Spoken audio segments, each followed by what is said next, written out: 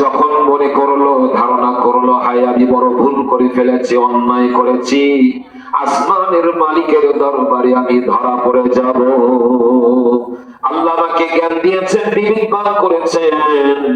আল্লাহ আমাকে দেখার শক্তি দিয়েছেন,